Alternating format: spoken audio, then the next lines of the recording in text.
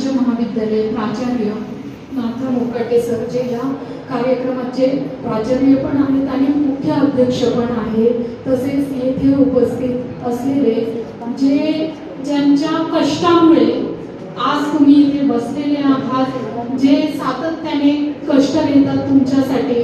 फक्त इथे उभं राहून जेव्हा आपण बोलतो आपल्याला इथे असताना ते बोलणं सोपं वाटतं, पण इथे त्या प्राध्यापकांनी केलेले कष्ट, अविरत घेतलेले श्रम हे इथे जेव्हा जी व्यक्ती समोर उभी राहते त्या व्यक्तीलाच त्या श्रमांची जाणीव असते, असे आमचे सर्व विभागाचे ज्युनियर सिनियर विभागातले प्राध्यापक, तसेच सुंदर रांगोळ्या काढणारे आमचे विद्यार्थी, सुंदर पोस्टर काढणारे आमचे विद्यार्थी, तसेच आज बाहेर फेस्टिवल जे भरलेलं होतं आणि उत्तम पदार्थांचं ज्यांचा मी आस्वाद घेतला सकाळी, असे माझे सर्व विद्यार्थी.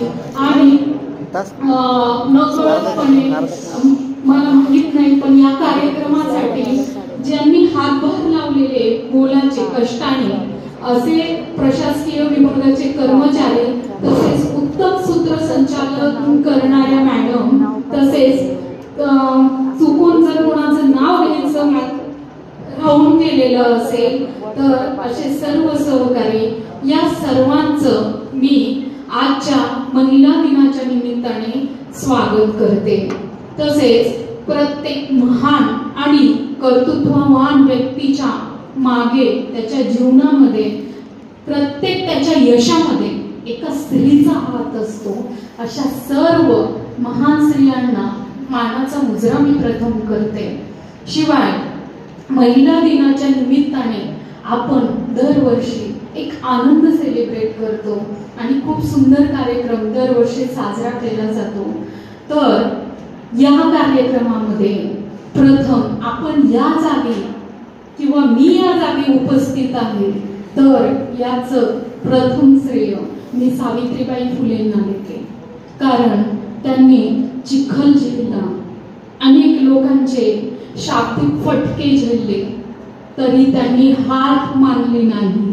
आत्मविश्वासाने त्या सामोरे गेल्या आणि एक महान पद्धतीने त्यांनी शिक्षणाचं एक पवित्र कार्य केलं आणि त्यांच्या या कार्यामुळे आज आपण इथे उपस्थित आहे. आणि या सामाजिक कार्यामुळे ज्यांनी ह्या जगात नप्राक सोडलेला आहे अशा महान सावित्रीबाई फुले.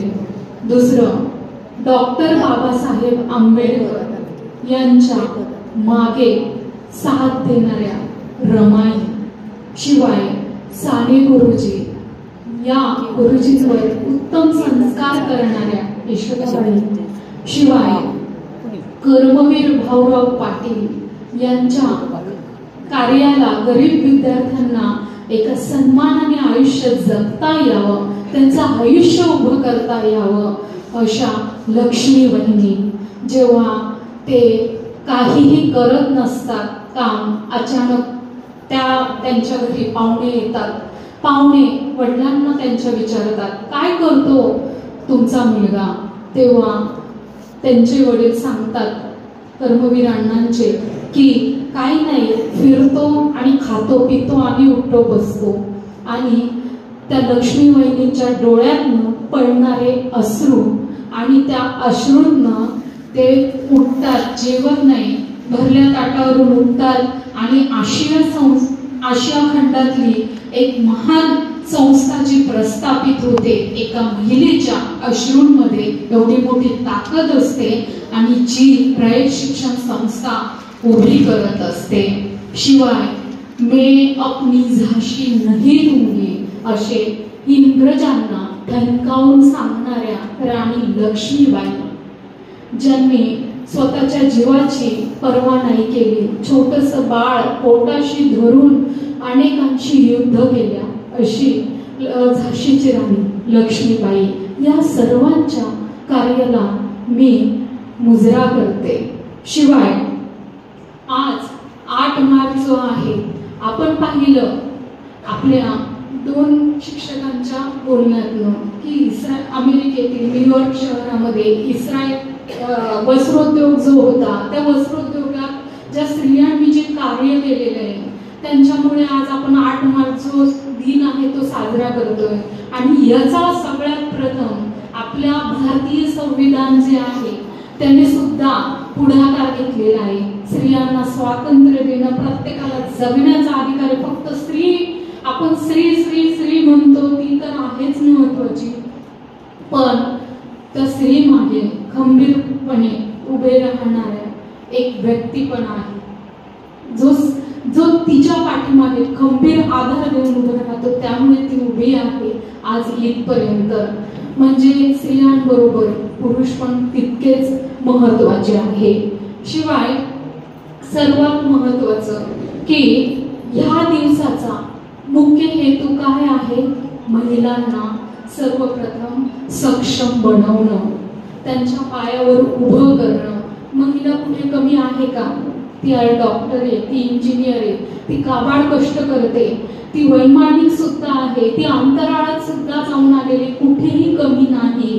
10वी-12वीचा आमचा निकाल असो त्यातही मुलीच आमच्या अग्रेसर आहे.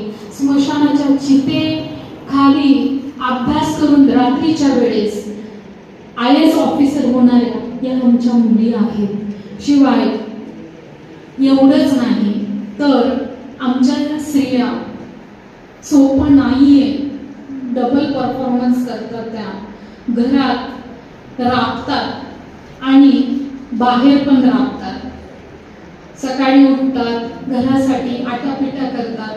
ते अख्खं घर त्या स्त्रीवर उभं असतं. ती जर आजारी पडली तर घराचं वातावरण निगेटिव्ह होतं, तसेच बदलतं, निगेटिव्ह थिंकिंग चालू होते आणि ते घर पुन्हा कोसळल्यासारखं होतं. तिचा आनंद चेहऱ्यावरचा बघून त्या चेहऱ्यावर सगळ्यांच्या प्रसन्नता लाभते. अशी ही स्त्री पवित्र, मंगल, आनंदमयी आहे, जी घरामध्ये एक आनंद घेऊन येते, ती उत्साहाचं वातावरण घेऊन येते, जी घराला प्रेरणा देते आणि प्रत्येकाला म्हणजे प्रत्येकाच्या गरजा घरात वेगवेगळे पदार्थ, कारण सगळ्यांना एकच पदार्थ आवडत नाही, प्रत्येकाच्या आवडी वेगळे असतात, निवडी वेगळे असतात. प्रत्येकाचे हट्ट पुरवायचे आणि बाजार हट करायची, सगळी बाहेरची कामं बघायची, सकाळी लवकर उठायचं आणि ड्युटीवर जेव्हा ती रस्त्याने चालत असते डोक्यात हेच विचार असतात. तिला प्रत्येक वेळेस ऑफिसला जाताना तिला सहज सुटका नसते घरातनं, तर ती प्रत्येक वेळेस क्षण मोजत असते की मला ऑफिसमध्ये पटकन पोहोचायचं आहे. तिथे ती उत्तमरित्या भूमिका पार पाडत असते आणि त्यानंतर परत ती घरी येते आणि परत घरी नवीन ड्युटी तिची चालू होते. म्हणजे हा असा तिचा प्रवास. फक्त तिचे सुखाचे तास तिची झोप असते आणि टेन्शन जर असलं तर ते सुद्धा सुख तिच्या वाट्याला येत नसतं. म्हणून स्त्रीची भूमिका खूप मोठी आहे, पण तेवढीच भूमिका पुरुषांची सुद्धा आहे, हे लक्षात ठेवा. आणि विल्मा रुडॉल्फ या सर्वांच्या परिचयाच्या असतील असं मी गृहीत धरते. या विल्मा रुडॉल्फ ही स्त्री जी आहे ती आज सुंदररित्या चित्र काढते आणि सुंदररित्या धावपटू आहे. विल्मा रुडॉल्फ ज्या आहे त्या विल्मा रुडॉल्फ वयाच्या 3ऱ्या वर्षी 3ऱ्या-4थ्या वर्षी त्यांना निमोनिया झाला, ताप आला आणि त्यामध्ये त्यांचे पाय जे आहे ते निकामी झाले. पाय निकामी झाल्यानंतर डॉक्टरांनी रिझल्ट दिला की त्यांच्या आईला की तुमची मुलगी कधीही चालू शकणार नाही, सर्व जागेवरच असायचं. पण ती आई, जी स्त्री घरात तिच्या मुलाला म्हणते नाही तू उठणार, नाही तू चालणार, नाही तू सर्व काही करू शकते. 8-10 वर्षाची झाल्यानंतर विल्मा रुडॉल्फच्या मनामध्ये येतं की अरे माझ्या बरोबरच्या मुलं सुंदरपणे बागडतात, खेळतात. ती तिच्या आईला सांगते आई मलाही खेळायचंय, मलाही त्यांच्या बरोबर हा आनंद सेलिब्रेट करायचा आहे. ती म्हणते हो नक्कीच आणि तू करू शकतेस. तुम्हाला माहितीये या शब्दामध्ये इतकं मोठं बळ आहे ना की जे आपले पॉझिटिव्ह शब्द आपल्याला खूप काही मिळवून देत असतात. शब्द माणसाला उभं पण करू शकतात, शब्द माणसाला उद्ध्वस्त पण करू शकतात. शब्द हे माणसाचं शस्त्र पण आहे, शब्द माणसाची कमकुवत पण आहे. आज आपण ज्या स्थितीत आहोत ते आपले फक्त थिंकिंग लेवल, आज आपली आर्थिक परिस्थिती असेल, आपली सोशल लेवल असेल, आपली पर्सनल लेवल असेल, आपण किती आनंदी आहोत हे आपल्या शब्दांमुळे, आपण स्वतःला किती सेल्फ रिस्पेक्ट देतो हे सगळं हे आपली थिंकिंग लेवलवर डिपेंड आहे. आपण किती पॉझिटिव्ह आहे यावर सगळं. आणि ही सगळं काही तिच्या ज्या पुड्या आहे ती फेकून देते, तिची चेअर फेकून देते आणि ती उभी राहते. उभी राहून पहिली सुरुवातीला पडते, ती परत उभी राहते, परत पडते आणि त्यानंतर ती धावायला सुरुवात करते आणि ती उत्तम अशी रेसपटू विल्मा रुडॉल्फच्या नावाने प्रसिद्ध होते. मला अजून तुम्हाला एक महत्वाचं उदाहरण सांगायचंय. माझा विषय हा सायकोलॉजी आहे. सायकोलॉजीमध्ये माझं काम फक्त शिक्षणाचं नाहीये, ते तर माझ्या कार्याचा भाग आहे, पण माझा विषय आहे तो फक्त मला करिअर देत नाही, तर तो मला प्रसिद्धी सन्मान तर देतो. पण जेव्हा सायकोलॉजीमध्ये असं कोण आहे की सर्वगुण संपन्न आहे किंवा प्रत्येक व्यक्तीची मानसिक अवस्था नेहमी 100% साथच दे.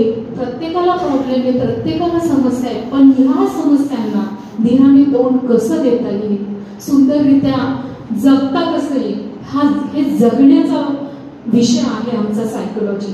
तर माझं समाजात जे काम आहे, आज मी इथला प्रवास इथपर्यंत कसे आले हा सांगणार आहे तुम्हाला. मी जेव्हा 10वीला होते, 10वीला असताना माझी एक मैत्रीण 7वीची, जिचे दात पडलेले, कपाळावर टिकली नव्हती आणि ती रस्त्याने जाताना मला अचानक 10वीला दिसते आणि मी म्हणते ही तीन मुलं, 2 जुळी मुलं आणि तिसरं मूल कडेवर, ही कोणाची ग? ती म्हणते माझी. अगं कधी लग्न केलं? अगं 3 वर्षात हे झालं आणि टिकली काढली, काय ग, कसं आहे ग तुझं आयुष्य? तर तिचे जे अश्रू जे आहेत त्या अश्रूंनी आज मी तुमच्या समोर उभी आहे. आणि इतकं भयानक वास्तव आहे जगामध्ये. त्यानंतरचा प्रवास, माझ्या वडिलांना टीव्ही झाला, त्यानंतर मला कॉलेज करायचं होतं, रेग्युलर कॉलेज करायचं, पण ते माझ्या नशिबात नव्हतं. मी जॉब करून 12 तास ड्युटी करून मी कॉलेज केलं. माझे सगळे हात, मी जेव्हा 12 तास ड्युटी करून यायची तेव्हा घरी आल्यानंतर मी कारणे, व्याख्या, जे काही आपल्या कन्सेप्ट असतील ते हातांवर लिहायची, छोट्या छोट्या चिठ्ठ्या करायची. बघा, रिकामं मन सैतानाचं घर असतं. आणि हे सगळं मी माझ्या ड्युटीच्या उद्या लागणाऱ्या गोष्टीसाठी मी ही रात्रीची तयारी करायची. आणि जेव्हा मी उभं राहायची कामावर, 12 तास स्टँडिंग ड्युटी होती, तेव्हा हीच एक चिठ्ठी काढायची. याच हातावरच्या डेफिनेशन, माझा फर्स्ट क्लास कधी चुकला नाही, माझं डिस्टिंक्शन कधी चुकलं नाही, वडील म्हणजे. आणि जेव्हा मी MA केलं तेव्हा विद्यापीठात मी पहिली आली होती. खंत एवढीच वाटते की जेव्हा मला रेग्युलर कॉलेज जर मिळालं असतं आज मी अजून पुढे गेलेली असते. पण आर्थिक सिच्युएशन अभावी पण माणूस कुठेतरी मागे राहतो. तुम्हाला उत्तमरित्या छान बॅकग्राऊंड मिळालेला आहे, तुम्ही इथे उपस्थित आहात, खूप लकी आहात. आणि अशा बऱ्याच प्रवासाच्या गोष्टी आहे, पण वेळ कमी आणि खूप काही बोलायचं आहे मला तुमच्या पुढे.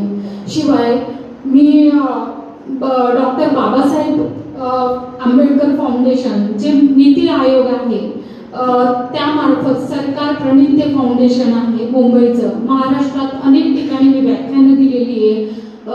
महिलांसाठी मी वेल बीइंग निसर्गा या नावाने यूट्यूबचं चॅनल खोललेलं आहे. ज्या महिला स्वावलंबी व्हाव्यात यासाठी मी हे काम केलेले. निश्चितच ते चॅनल तुम्ही पहा. शिवाय लता भगवानकर तुमच्या परिचयाची असेल हे मी गृहीत धरते. लता भगवानकर ही 65 वर्षाची महिला होती आणि ती एक मोलमजुरी करायची किंवा घरकाम करायची, 3 मुलीची लग्न करून दिली, होतं नव्हतं ते सर्व त्या नवऱ्या बायकोने देऊन दिलं त्या मुलींच्या लग्नामध्ये. आणि नंतर कळालं की तिच्या नवऱ्याला असाध्य असा आजार झालेला आहे. तिच्या डोळ्यातनं जे अश्रू पडत होते की अरे परिस्थिती अभावी नवऱ्याला जगवायचं की त्याला असंच मरू द्यायचं. ती टेन्शन मध्ये होती. अचानक तिला कुणीतरी बारामतीला पाठवलं. बारामतीला एका फुटपाथवर ती बसली होती आणि तिथे तिला एक पेपर दिसला. त्यांना तिथे एक मॅरेथॉन भरणारी होती आणि मॅरेथॉन मध्ये तिने विचार केला, तिने हा नाही विचार केला की अरे मी 65 वर्षाची वृद्ध स्त्री आहे, माझ्या समोर हा तरुण वर्ग आहे किंवा यांना सुंदर सुंदर त्यांच्या पायामध्ये बुटा आहे, सॉक्स आहे आणि तिच्या पायामध्ये चप्पल सुद्धा नव्हती. ही धावली होती एका शेतामध्ये. तिने हा विचार केला नाही धावताना की तिच्या पायाला काचा जाते किंवा काटे टोचतील. तिच्या समोर फक्त तिचा नवरा दिसत होता, त्याला जगवायचं एवढंच दिसत होतं. तिच्या मनात किंतु परंतु किंवा एकही निगेटिव्ह शंका आली नाही आणि ती इतकी धावली बघा. दिग्गज प्रॅक्टिस करणारे, सकाळी 4-3 वाजेपासून सराव करणारे उत्तम असे लोक होते आणि 35 झाल्यानंतर तर तुम्ही अजून त्या वयात नाही, पण ज्यांची 35, 40, 50 येते त्यानंतर हळूहळू विकनेस जाणवायला लागतो, रोगप्रतिकारक शक्ती कमी होते, हळूहळू शक्ती कमी व्हायला लागते. आणि या स्त्रीने तो विचार केला नाही की अरे तरुण रक्त आहे, हे उत्तम होऊ शकतं, मी नाही होऊ शकत.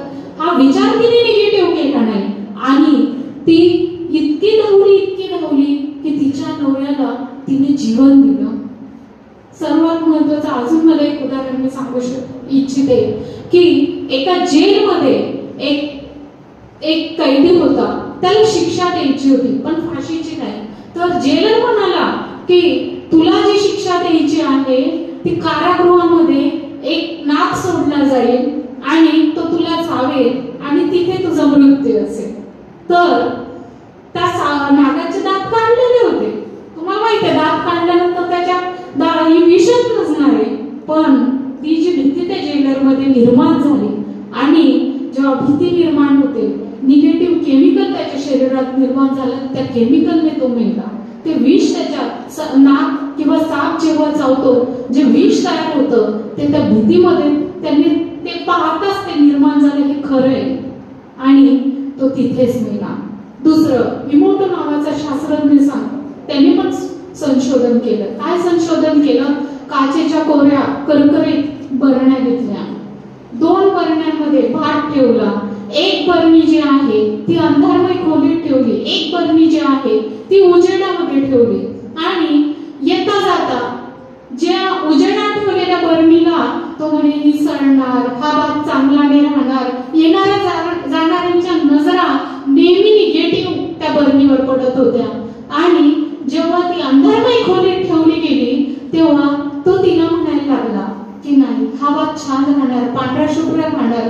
महिन्याभरानंतर हे खरं संशोधन पाहतो तर खरंच तो भात चांगला होता. ज्याला निगेटिव्ह थिंकिंग दिली तो भात खराब झालेला होता. आपण कोणाच्या संपर्कात राहतो, कोण आपल्याला निगेटिव्ह थिंकिंग देतं, या गोष्टी आपल्याला खचवतात आणि पाडतात आणि उद्ध्वस्त करतात. म्हणून कोणाच्या संगतीत राहायचं हे आपण आपल्याला ठरवायचं. एक आंबा खराब झाला अख्खे आंबे खराब होतात. संगत आपली खूप महत्वाची. एक जरी संगतीमध्ये व्यक्ती खराब असली आपलं आयुष्य नष्ट करून टाकत असते. तुमच्या आयुष्यात वास्तवतेचे चटके तुम्ही जेव्हा ग्रॅज्युएशन, आज तुम्ही इतके लकी आहात ना, सुंदर आयुष्याचे क्षण तुम्ही जगत आहात, पण जेव्हा बाहेर पडाल ना तुम्ही कॉलेजच्या जीवनानंतर स्वतःची उपजीविका पाहण्यासाठी, ते वास्तवतेचे चटके तुम्हाला मिळू नये म्हणून इथले प्राचार्य असतील, एक शिक्षक असेल, रक्त आटवून किंवा त्यांच्या आयुष्यामध्ये त्यांनी जी शिदोरी मिळवलेली असते ती तुमच्या समोर घेऊन येत असतात. स्वतःची एक डायरी करा आणि त्या डायरीतनं ती शिदोरी तुम्ही जमा केली आणि तुम्ही बसलेले असाल, तुम्ही आज इथे मागे खुर्चीवर बसलेले आहात, साधारण नाही आहात। इथे तुमच्यात मला एक मोठा वकील दिसत आहे, डॉक्टर दिसत आहे, इंजिनियर दिसत आहे, साधारण नाहीये तुमचं आयुष्य। तसेच त्यानंतर येतात जयंती कठारे। जयंती कठारे ही इन्फोसिस मध्ये खूप मोठ्या पदावर काम करणारी, इन्फोसिस मध्ये नोकरी मिळणं इतकं सोपं नसतं। ही फॉरेनला छोट्याशा बाळाबरोबर तिच्या पतीसोबत प्रवास करत असते आणि तिथे फक्त ब्रेड, आमलेट आणि चिकन मटन तिला भेटत असतं त्या पूर्ण प्रवासामध्ये। आणि मग तिच्या मनामध्ये कल्पना येते की नाही, आता यावर काहीतरी काम करायचं आणि ते मीच करणार, हा पण ती मनाशी धरते आणि आज ती जगामध्ये तिच्या पूर्ण ब्रह्मच्या अनेक शाखा आहेत। नऊवारीमध्ये ही स्त्री असते आणि दिसायला सुंदर, कर्तृत्ववान, मेहनती आणि कुठेही कमी नाही। शिवाय तिचा दिनक्रम जो आहे तो सकाळी 3 ला चालू होतो। सकाळी 3 ते 4 वाजेपर्यंत तिचे व्हॉट्सअप, फेसबुक, इंस्टा यावर कस्टमर बरोबर जे कॉन्टॅक्टची डील केलेली असते त्या डील मध्ये तिची सगळी कामं एका तासात आटोपतात। 5 वाजेपर्यंत तिचं सगळं घरातलं आवरून ती कामावरच गेलेली असते। त्यानंतर ती 3 ला येते, परत तिने सर्व केलं असतं आणि परत ती कामावर जाते 5 ला आणि त्यानंतर रात्री 11-12 पर्यंत ती अविरत मेहनत या पूर्ण ब्रह्म साठी करते। पूर्ण ब्रह्म तुम्ही सर्च करून बघता आणि यामध्ये पण उत्तमरित्या ती यश संपादन करून घेते। तसेच मुनिबा माजरी ही पण खूप मोठी आणि नामवंत स्त्री आहे। मुनिबा अन्सारी 18 वयात असताना तिचं लग्न करून दिलं जात असतं आणि लग्न केल्यानंतर ती कधीही तिच्या संसारामध्ये सुखी नसते आणि लग्न केल्यानंतर 2 वर्षांनी कार ऍक्सिडेंट होतो। तिचा नवरा त्याला वाचवतो पण ही गाडीतच राहून जात असते। गाडीत राहून गेल्यानंतर ऍक्सिडेंट होतो। त्या ऍक्सिडेंट मध्ये सगळे म्हणजे तिचा शरीरामध्ये कुठलाही अवयव पूर्ण डॅमेज झालेले आणि तिला कळतं की ती आई होऊ शकत नाही। तिचा नवरा एक स्त्री, तिच्यासाठी तिचा पती खूप महत्वाचा असतो, तो तिचा आधार असतो आई-वडिलांनंतरचा, तो आधारच म्हणतो, तिला कुठे साथ देत नसतो आणि जो जेव्हा दुसरीशी विवाह करतो तेव्हा तिच्या मनाला येणाऱ्या वेदना, यातना पण ती हार मानत नाही, ती खचत नाही आणि ती उभी असते। ती म्हणते लोक मला अक्षम सांगतात पण मी स्वतःला सक्षम समजते आणि ही वाईट परिस्थिती ह्या वाईट परिस्थितीचे चटके जे आहे त्यामुळेच हेच मला बेस्ट बनवत आहे आणि एकटा असणं हे मी एक परमेश्वराचं वरदान। आणि आज तुम्ही तिच्या पेंटिंग्स बघाल तर करोडोमध्ये तिच्या पेंटिंग्स ज्या आहेत त्या विकल्या जातात। म्हणजे उत्तम प्रकारची ती कलाकार आहे। कशामुळे रे? लोक तिला अपयशी समजत आहे, कमकुवत समजत आहे, काहीच तिच्याकडे आधार नाही, एका वेगळ्याच नजरेने लोक तिच्याकडे बघताय पण ती स्वतःला कमकुवत नाही समजत आहे, तिला पॉझिटिव्ह समजत आहे। शिवाय सर्वात महत्वाचं की या महिला दिनाचा हेतू काय? आपण महिला दिन म्हणतो, महिला दिनाचा सगळ्यात महत्वाचा हेतू काय? सक्षम बनणं किंवा महिलांना पण आहे का महिला सक्षम? मी म्हणते अर्ध्या आहेत, अर्ध्या नाहीत। का? कारण त्यांना प्रत्येक निर्णयामध्ये सासूला विचारल्याशिवाय, नवऱ्याला विचारल्याशिवाय किंवा बाकीच्यांना विचारल्याशिवाय ती निर्णयच घेता येत नाहीये तिला। मग आहे का ती कुठे सक्षम? दुसरं महत्वाचं, नवरा मारतोय तिला पिऊन पण किती वाचवणाऱ्या स्त्री आहे तिला, त्या फक्त खेळ बघत असतात आणि कुठे ती स्त्री सक्षम आहे? किंवा तिच्यावर अत्याचार होतो, अन्याय होतो, प्रसिद्धीसाठी सगळे मीडिया समोर येतात, आवाज उठवतात तेव्हा, पण जेव्हा ती एकटी असते तिच्यावर अन्याय होतो हे बघताय तेव्हा किती स्त्रिया सक्षमपणे मदत करतात आहे, अशा स्त्रिया पण आहे, पण सगळ्या स्त्रिया अजूनही माझ्या माहितीप्रमाणे नाहीये सक्षम. दुसरं महत्वाचं, एक स्त्री घटस्फोटित आहे. घटस्फोटित असणं हा गुन्हा नाहीये, विधवा असणं हा गुन्हा नाहीये, पण अजूनही पुरसटलेले विचार त्या आजच्या पिढीमध्ये अजूनही त्या विधवेला हळदी कुंकाचा कार्यक्रम असो किंवा चांगले कार्यक्रम असो किंवा ज्या स्त्रीला मूल नाहीये त्या स्त्रीला अजूनही लग्नामध्ये तो सन्मान दिला जात नाही, तिला मानाचं ते स्थान दिलं जात नाही, तिला ओळख दिली जात नाही. म्हणजे कुठे आपली स्त्री आहे, कुठे आपली स्त्री सक्षम आहे, जिला सतत काही आताच आपण स्वारगेटची घटना पाहत आहोत. काय घटना आहे की एवढा मोठा अन्याय झालेला आहे आणि वस्त्र सापडलेले, काय काय नाही तिथे वस्तू सापडलेल्या आहेत आणि काय वातावरण की अरे तिने स्वतः हे केलेलं असेल, तिची चुकी असेल, ती स्वतः अरे ती कष्ट करते, ती सकाळी पोटाची खळगी भरण्यासाठी जाते कामाला, पण हिच्यातच चूक असेल, ही स्वतः वेळ असेल असा तिच्याकडे वाईट नजरेने पाहणारा समाज किंवा तिचा घटस्फोट झाल्यानंतर हिच्यातच काहीतरी अवगुण असेल, हीच अशी असेल, किंवा घटस्फोट झाल्यानंतर किंवा ती विधवा झाल्यानंतर ज्या अपवित्र नजरेने वाईट नजरेने पाहणाऱ्या तिच्याकडच्या नजरा त्या अजूनही माझ्या समाजाच्या बदललेल्या नाही, त्या बदलण्याची गरज आहे.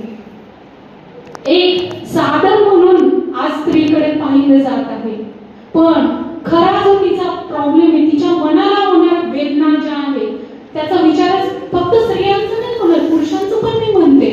एखाद्या त्रासामध्ये अन्यायामध्ये हे जग फक्त बघतं आणि निंदा नालस्ती करतं, हसतं, नावं ठेवतं आणि निघून जातं, पण उभे करणारे हात, त्या खचलेल्या त्या वेदना झालेल्या मनाला साथ देणारे लोक आज बघायला नाही मिळते. बोटावर मोजणे इतकीच लोक आज राहिलेली आहे.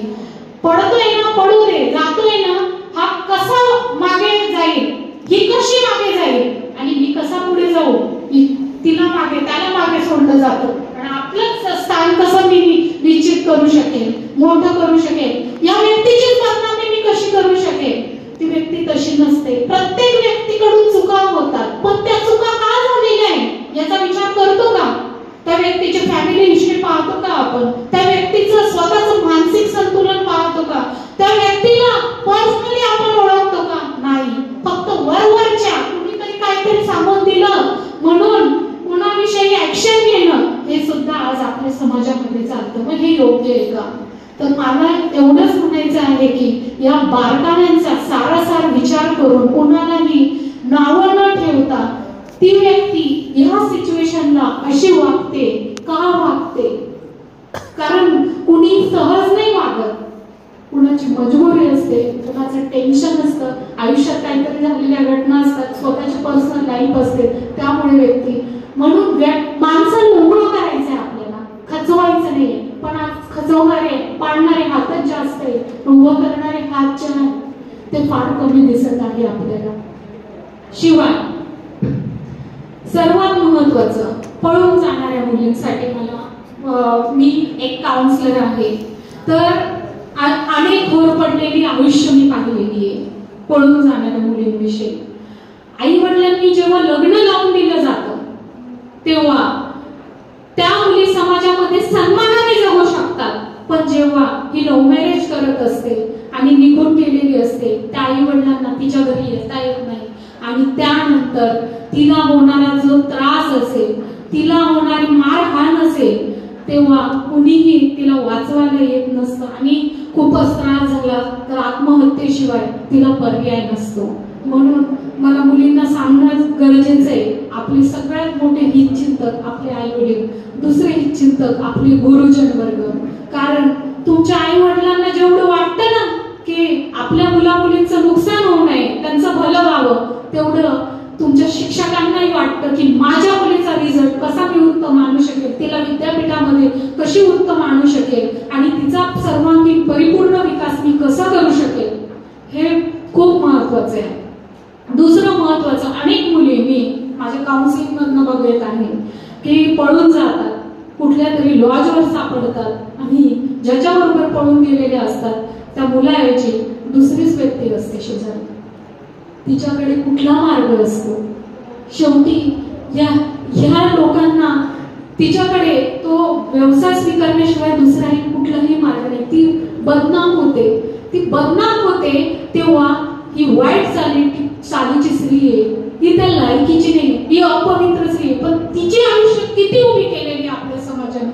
वाईट म्हणणारे बरेच आहे, पण तिला साथ किती लोकांनी दिलेली आहे. कारण ती उभी पण राहू शकते, ती मोठी पण बनू शकते, ती काही टाकलेली वस्तू नाहीये, पण तिला खचवणारी आपलीच पिढी आहे, आपल्याच लोकांच्या विचार क्षमता आहे आणि तिच्यावर ही वेळ आणणारी आपलीच पिढी आहे. दुसरं महत्वाचं मी तुम्हाला अजून एक सांगू इच्छिते की एकदा नगरला जाऊन पहा, स्नेहालय या संस्थेमध्ये. स्नेहालयला मी प्रथम गेली, तिथे गिरीश कुलकर्णी सर असतात, ते स्नेहालयाचा कारभार सांभाळतात. त्यांच्याकडे 4 व्हीलर आहे, बंगले, प्रॉपर्टी गडगंजे. पण तिथे मी 297 मुलं, मी जेव्हा गेली तेव्हा छोटी 297 मुलं पाहिली. त्यांना सांभाळणाऱ्या फक्त 2 स्त्रिया होत्या. एक मूल जर आपल्या घरात झालेलं असेल तर अख्खं कुटुंब त्या मुलाच्या मागे धावतं. पण मी अशी मुलं बघितली ज्यांचे डोळे गुबडाने फोडलेले होते, मांड्या कुत्र्यांनी खाल्लेल्या होत्या, त्यांचे हात मोडलेले होते, त्यांचे पाय मोडलेले होते. आणि ही दुष्ट प्रवृत्तीची मुलं, ही जी लोक जे असतात या लेकरांना पळवून येतात हॉस्पिटलमधून आणि भीक मागायला लावतात. आणि एक महान कार्य गिरीश कुलकर्णी करतात आणि त्यांची पत्नी करते. तिथून तुम्ही ओळखीचे नाही, मी पण तिथे ओळखीचे नाही, पण तुम्ही तिथे गेला ना, पहिले तुम्हाला जेवण विचारलं जाणार, कोण नाही आपण, हीच खरी माणुसकी असते. ही माणुसकी फार कमी लोकांमध्ये दिसून येते. तर ही 297 मुलं, विचार करा, या 297 मुलांना जन्म देणारे कोण आहे? या आपलीच आत्ताच्या पिढीतली मुली कुठेतरी आई वडिलांना सांगतात मी सहलीला चाललेली आहे आणि फिरून येतात. 7वा-8वा महिना होतो आणि त्यानंतर नाल्यामध्ये ते मूल टाकलं जातं. मग कुठे आपला समाज सक्षम आहे? यांना अनाथ पण देणारं कोण आहे? आपला समाज आहे. सोपं नाहीये. मी अनाथ मुलांवर 7 वर्ष काम केलेलं आहे. तुम्हाला माहितीये, संस्थेतनं 18 वयानंतर त्यांना काढून टाकलं जातं. झालं, आता तुम्ही स्वतःच्या पायावर उभे राहिले, आता निघा. कुठपर्यंत त्यांना ती साथ देणार? कारण तितका पैसा नाही पुरवला जात त्या संस्थेला. 18 वयापर्यंतच त्या संस्थेला ती मजबूर असते आणि ही मुलं निघतात. आणि या मुलांना आपला समाज काय म्हणतो? हा अनाथ आहे, ही अनाथ आहे. ही असेल एका वाईट स्त्रीची मुलगी, हा असेल एका अट्टल गुन्हेगाराचा मुलगा किंवा वाईट प्रवृत्तीच्या चालीच्या हिच्यातनं हा जन्माला आला असेल. हा समाज, काय दोष आहे त्यांचा जन्माला आलेल्या लेकरांचा? काय पण त्याला जर समाजाने साथ दिली नाही तर तो अट्टल गुन्हेगार बनतो, गुंड मवाली बनतो. आणि त्याला समाजाने साथ दिली, आधाराचा हात दिला तर तो महान व्यक्ती बनतो. आणि तीच मुलगी, तिला जर योग्य वेळेस साथ मिळाली नाही, संस्थेतनं काढून दिलं जातं. बघणाऱ्या वाईट नजरा आणि त्यातनं तिचे होणारे हाल, पोटाची खळगी भरण्यासाठी छत्र नाही, अन्न वस्त्र निवारा नाही, स्वतःच्या पायावर वेबल नाही, व्यावसायिक शिक्षण दिलं जातं पण त्यात सगळे सक्षम नसतात मुलं मुली आणि यांना तिथून पाठवून दिलं जात असतं. आता त्याचं वय 24 केलेलं आहे. या सगळ्या समस्यांचा विचार करून आणि म्हणून मला म्हणायचंय की या माझ्या व्याख्यानातनं तुमच्यातल्या काही जणांनी जरी मनापासून सगळ्यांनी धरलं, सगळ्या मुलांनी, तर मी सार्थक समजेल आज इथे येण्याचं. पण ज्यांनी या व्याख्यानातनं खरंच प्रत्यक्षरित्या कार्य करण्यास सुरुवात केली, कोण नाही करणारे कार्य, कोण नाही समाज बदलवणारे, तो समाज फक्त तुम्हीच बदलवणार आहात आणि तुम्हीच महत्वाचे घटक आहात. दुसरी घटना सांगते तुम्हाला, एक मनमाडची घटना. नगरची मुलगी होती. नगरची मुलगी जी आहे ती नगरला दुष्काळ आहे पाण्याचा. ते कुटुंब मनमाडला गेलं. कुटुंब मनमाडला जात असताना नळावरून तिच्या आईची त्या स्त्रियांची पाण्यावरून भांडणं व्हायची आणि अचानक एका लग्नाचा कार्यक्रम चालू असताना त्या स्त्रीला अनेक स्त्रियांनी जाळण्यात आलं. आणि जी मुलगी होती तिचे वडील हॉटेलवर काम करायचे आणि जेव्हा स्वतःचं घर नाही, दार नाही आणि या सगळ्या प्रवासामध्ये तिच्या आईचं असं होतं मग हे बाहेर पडतात कुठेतरी काकांच्या इथे तिला आसरा दिला जातो. पण किती लोक वागवणारे, वाईट वेळ आल्यावर हा समाज सुद्धा साथ देणारा नसतो. आणि त्यानंतर ती जी मुलगी आहे आणि तिचे वडील आहे, एक पाऊस असतो आणि त्या पावसामध्ये भिजतात आणि त्यानंतर एकाच हिच्यामध्ये मुलगी आणि बाप यांचं पवित्र नातं, पण पोलीस या नात्याला वेगळंच वळण देतात.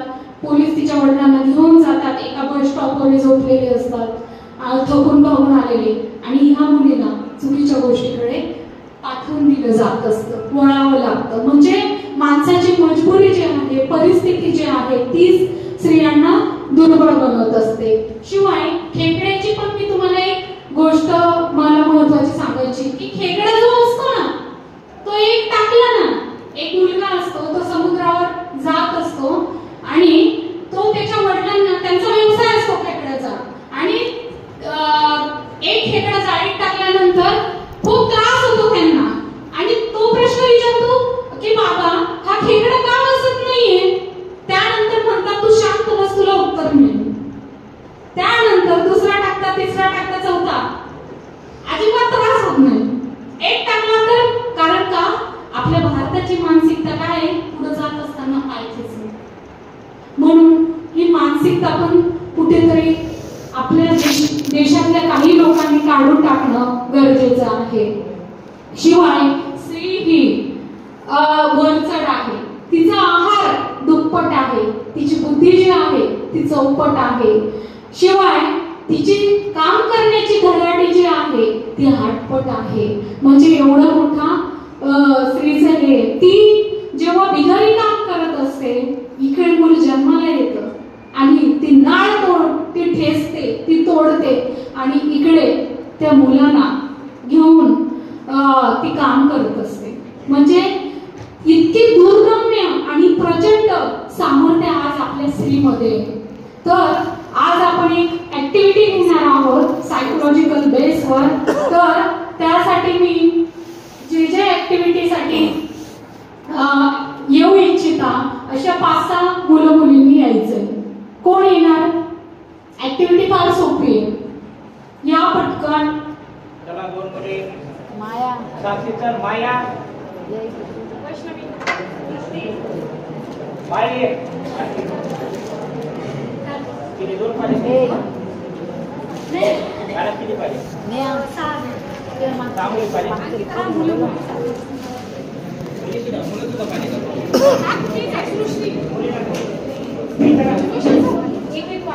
सक्सेसफुल होण्याच्या मागे पण म्हणतात ना, डोक्यावर बर्फ आणि तोंडात जर मीठ साखर असेल तर आपण यशस्वी. आज आपण दुकानदार पाहतो, ग्राहक देवो भव, ही संकल्पना जेव्हा वापरतात ना ते सक्सेसफुल आणि श्रीमंत आहे. पण जे रागामध्ये अद्वैतत्व बोलून प्रश्न चिघळवतात, नाती संबंध तोडतात फोडतात, ते सक्सेसफुल आहे का रे? नाही. त्यामुळे या जगात जगताना एकदम शांततेने, स्थिर बुद्धीने, सारासार विवेकाचं भान ठेवून जगलो तर आपण नक्कीच सक्सेसफुल होणार आहोत. आपल्याला एक व्हिडिओ दाखवायचा आहे मला आता तुम्हाला.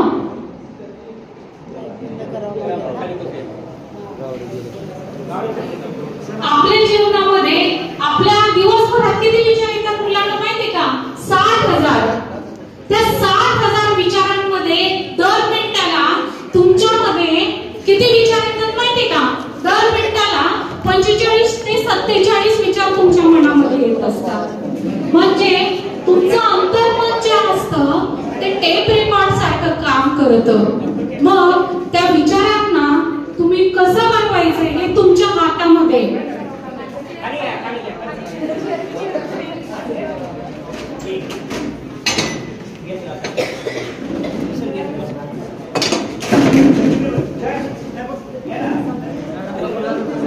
आता मग मॅडम येते सगळे. कौटुंबिक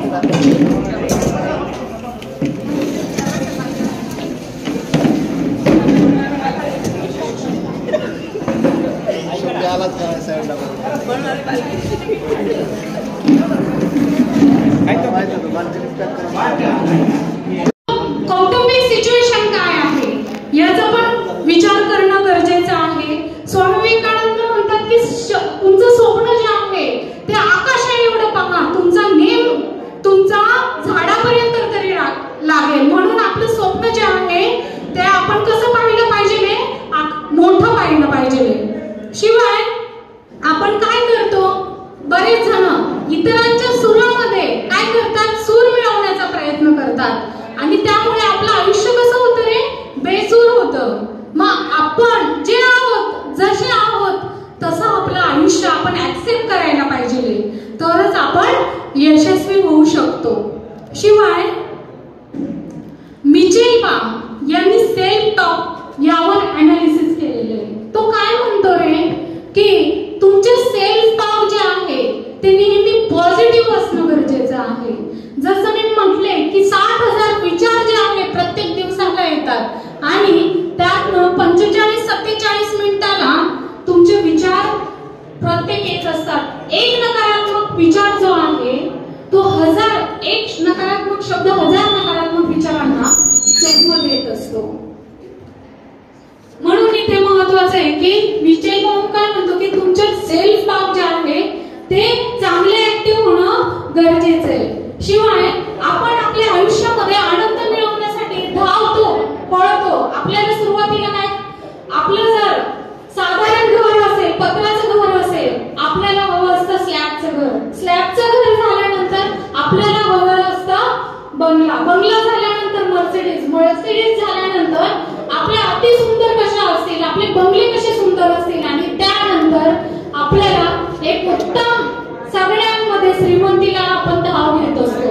पण ही धाव घेत असताना आपण काय आहोत याचाही विचार करणं कुठेतरी गरजेचं आहे. आपला आनंद शोधण्यासाठी आपण काय करत असतो रे, नेहमी आपला हॅपीनेस गमावण्याचा प्रयत्न करत असतो. म्हणून आपल्या या सिच्युएशन मध्ये तो हॅपीनेस जो आहे तो जपण्याचा आपण प्रयत्न करायचा आहे. मी समजू शकते तुमचा जे बाहेर जो कार्यक्रम होता, सकाळच्या आला असेल, सकाळी लवकर उठला असेल आणि ते पदार्थ बनवण्याची तयारी केली असेल, तुमची मानसिकता मी समजू शकते, थकला असेल. काही नाही, आपली व्हिडिओ संपली की आपण व्याख्यान जे आहे ते संपवणार आहोत.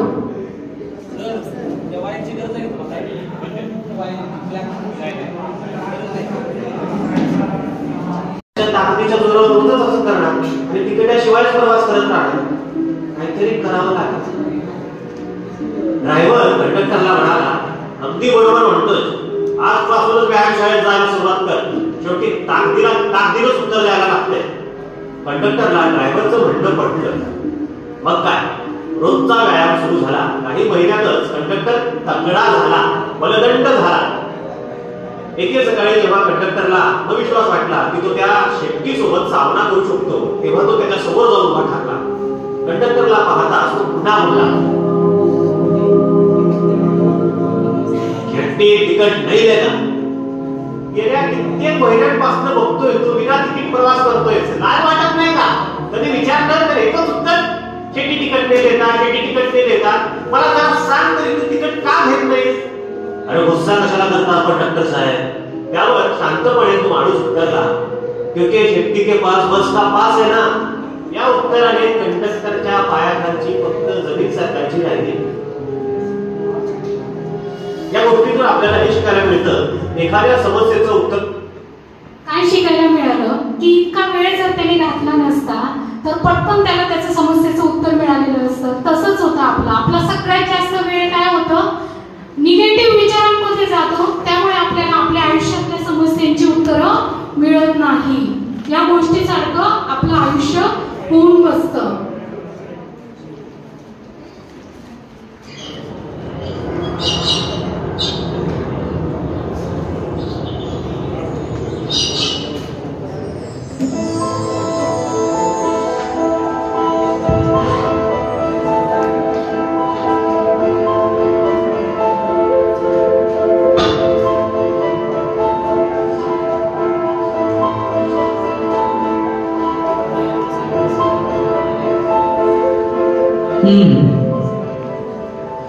ती माहेरी जाते.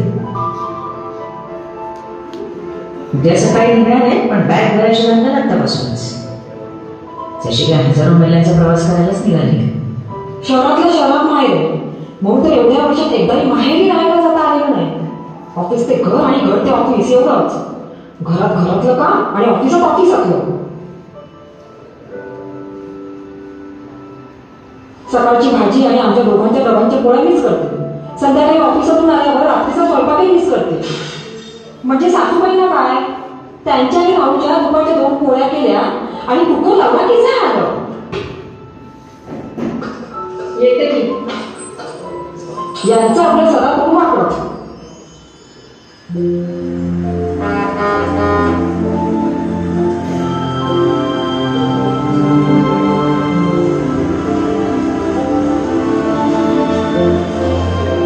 सदा कदा घरात पडल्यावर कंटाळा येणारच.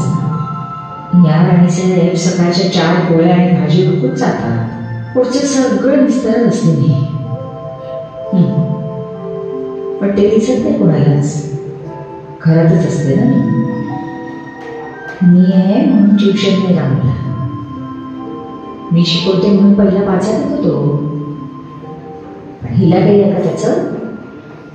तू मला सांग, राहुल माझा मुलगा म्हणजे यांचा नातूच ना, यांच्याच मुलाचा मुलगा ना. पण आई असं वागतात, माझ्यावर उपकारच करतात. अगं मीच त्यांना सांगितलं की राहुलला आपण डे केअर मध्ये टाकूया, उगा त्याला त्रास नको ग.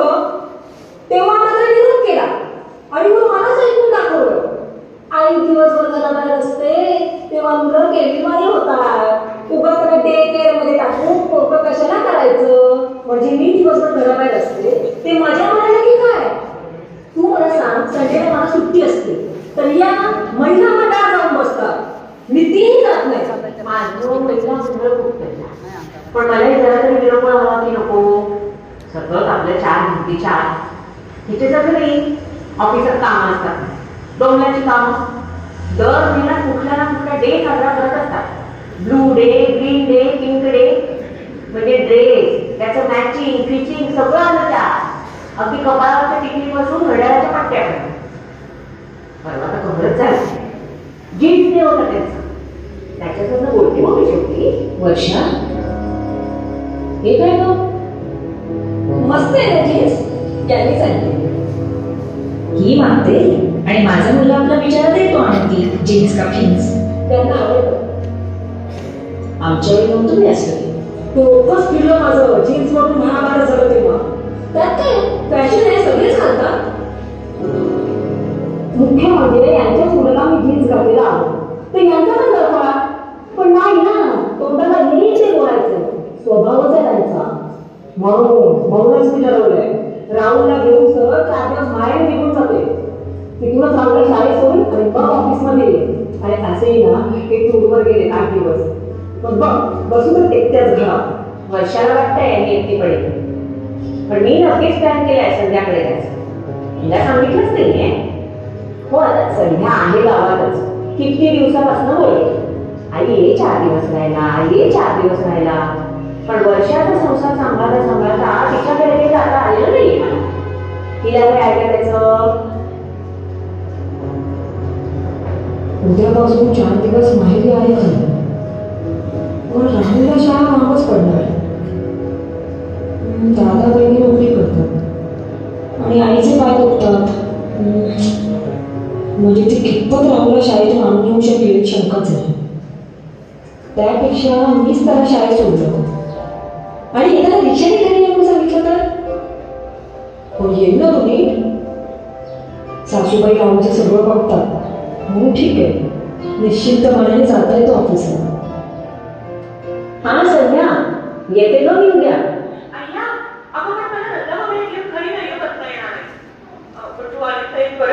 सकाळी मला ऑफिसात जाताना काही नाही डबा करायची पटपट थांबेल ग. मी कॉलेजात असताना मला गरम गरम डबा करून दे. तसा डबा मिळेल आईचा. आणि ऑफिसातून आल्यावर तुझ्या हातात नाश्ता खायलाही मिळेल. दिवसभर तू घरात एकटी चालली म्हणजे नवे नवे पदार्थ करायला तुला वेळ होते. आमची संध्या पहिल्यापासूनच आळशी. माझी वर्षाची चटपटीतपणे करते सगळं. ती नोकरी करतेच, धमत असेलच ती,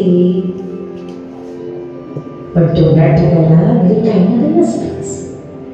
तोंड त्यांचं वाईट आहे, पण मनाने तशा चांगल्या आहेत त्या. बोलतात पटकन, पण करतातही तेवढंच. एखादी असते तर डे केअरमध्ये राहूला ठेवते म्हटल्यावर लगेच सुटका झाल्यासारखी आनंदी असते, पण बिचारी तसंच उभारली. डोळ्यात पाणी आलं माझ्या राहूसाठी. आई दिवसभर घरात नाही म्हटल्यावर मला थोडी पण होतात. त्यांना मी डे केअरमध्ये टाकून पोरकं कशाला करायचं. उद्या उपास माझा, पण संध्याच्या ती लक्षात तरी की नाही नसतं. वर्षाचं कसं नाही, ती आदल्या रात्री आठवणीनं फळं आणते, उपासाचं काहीतरी करून ठेवते. आता आजचं काही माहिती नाही, उद्याच ते जाणारी म्हणजे बघतेच.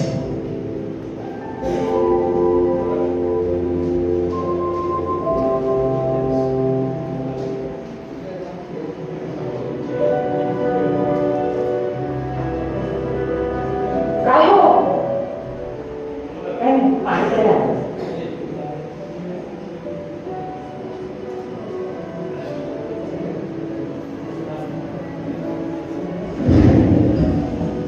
श्रीखंड आणून ठेवलंय, फळं टाकून श्रीखंडात घालून ठेवते. उद्या उपास ना, फ्रूट श्रीखंड खा. फ्रूट श्रीखंड माझ्या राहुलला आवडतं ग, त्याला सोडून कसं खाऊ. हो का, ठीक आहे, मग मी परवा जाते. परवा अय्या परवा तर तुम्हाला डॉक्टरकडे जायचंय. नाही मी जाईन, मी त्याचं काही नाही होत. नाही असं कसं, मी सोडते ना तुम्हाला. ते काम करते, मी पुढच्या आठवड्यात जाते. अगं पुढच्या आठवड्यात कसं जमणार. ते पुढच्या आठवड्यात तुझ्या ऑफिसमध्ये काय ते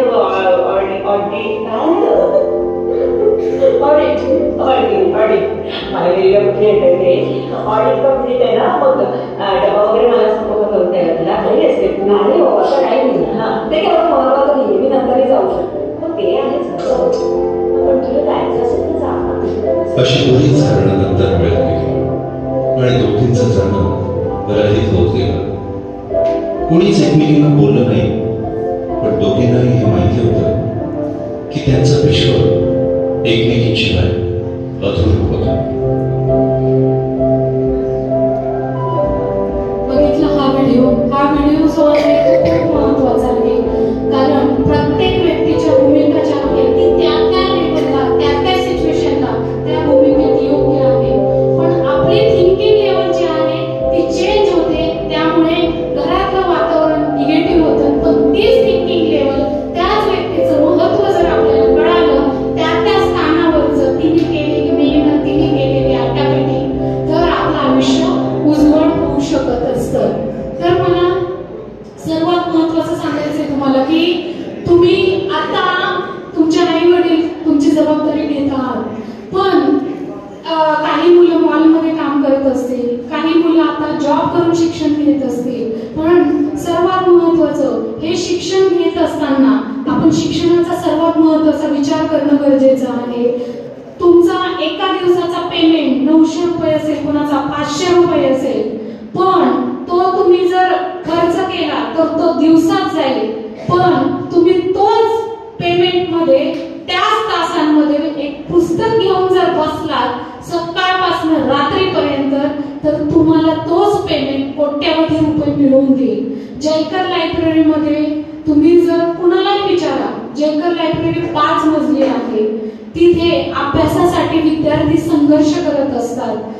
जर एखादा विद्यार्थी काही कारणास्तव 2-5 मिनिटासाठी गेला तर त्याची डायरेक्ट 5व्या मजल्यावरून बॅग खाली सिक्युरिटीकडे असते. कारण सकाळी 4 वाजेपासून त्यांचा अभ्यासाचा दिवस चालू होतो, तो रात्री 12 पर्यंत संपतो. त्या विद्यापीठाच्या विद्यार्थ्याला सगळीकडे डिमांड असते. का? कारण तो कष्टाळू म्हणून ओळखला जातो. आपली मुलं, आपल्या मुलांचा फोकस कुठे चालला आहे? मी जॉबला आहे, 1-2 वर्गातली संख्या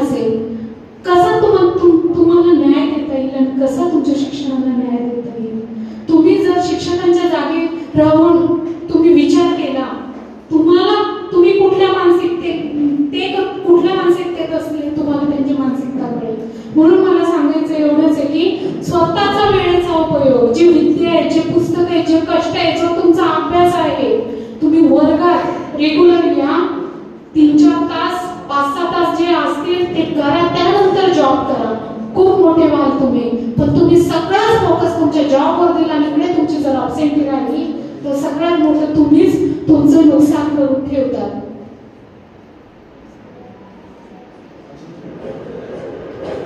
ये कहानी है 1938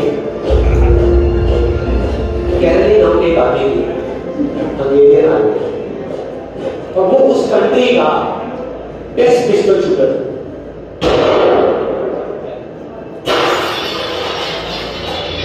जितनी भी नेशनल चैंपियनशिप्स हुई थी उस कंट्री में, उसको जीता और सबको ऑलमोस्ट कंफर्म था कि 1940s में जो ओलंपिक्स होने वाले हैं उसमें गोल्ड मेडल केरल को ही मिलेगा. उसको सालों से ट्रेनिंग करी थी.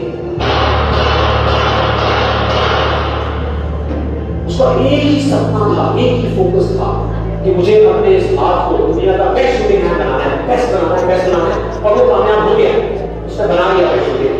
सिर्फ 2 साल का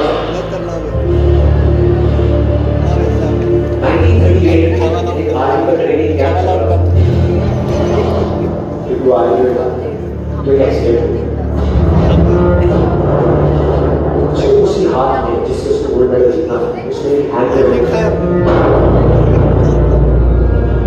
और वो हाथ चला गया. जो उसका सपना था, जो फोकस था, सपना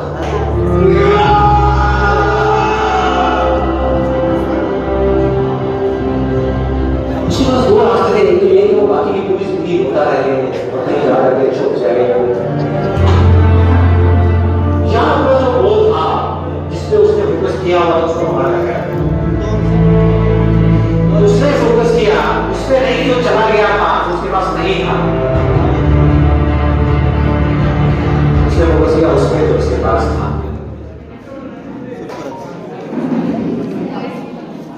खरं तर हा मान आहे, यह सोच म्हणजे कोण आपल्या बरोबर आहे याचा कधी विचार करू नका.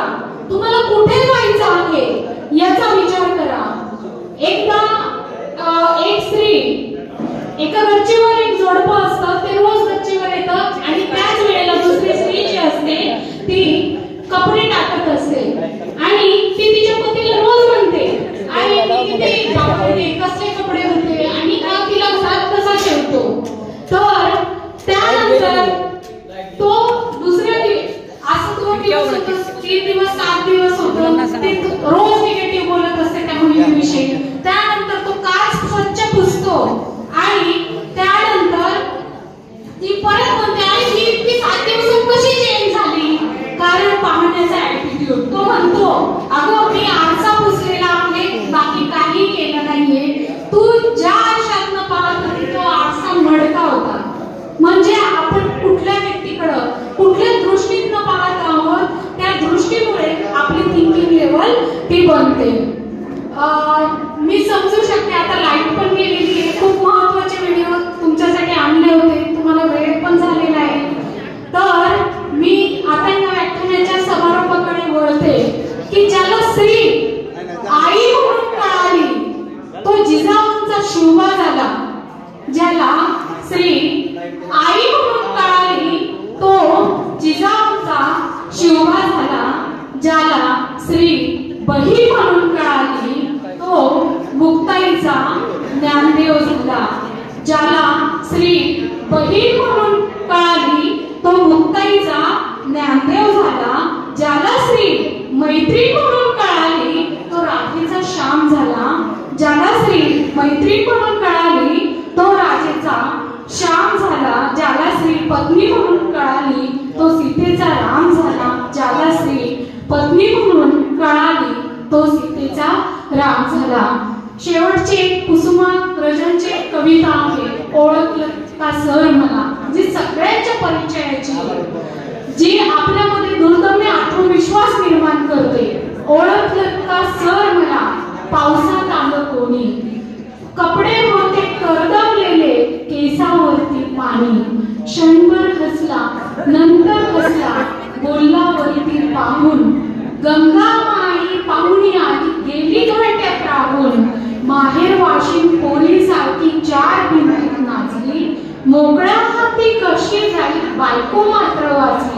भिंत खचली, चूल विजली, होते नव्हते सारे गेले. प्रसाद म्हणून पापण्यांमध्ये पाणी मात्र ठेवले.